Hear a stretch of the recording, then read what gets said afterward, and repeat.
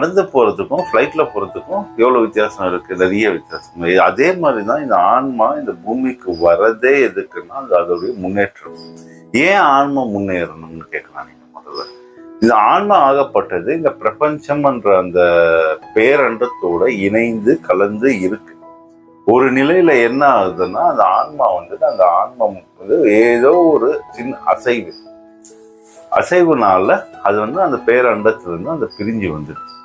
மறுபடியும் அந்த பேரண்டத்துல போய் சேரணும்னா அந்த அசைவு வந்ததால பிரிந்தது அந்த பேரண்டத்துல மறுபடியும் சேரணும்னா இந்த ஆன்ம முன்னேற்றம் என்ற ஒரு விஷயத்தை தாண்டி தான் மறுபடியும் பேரண்டத்துல போய் சேரணும். அப்படியே போய் சேரணும். கரெக்டுங்களா? சோ அந்த மாதிரி இருக்கிறச்சு என்ன ஆகும்னா அப்போ இந்த பூமிக்கு இந்த சுழற்சி, அதாவது புல்லாகி பூண்டாகி செடி கொடிகளாகி 18 லட்சம் பிறவிகள் எடுத்து மனிதனாக பிறந்து நல்வினை தீவினை அப்பதான் அந்த உணர்வே வரும். நான் ஆன்ம முன்னேற்றம் அடைந்து இந்த அடுத்த நிலை என்ற ஞான நிலைக்கு நான் பிறண்ட நாயனர் அடையணும்ன்ற அந்த எண்ணமே வரும்.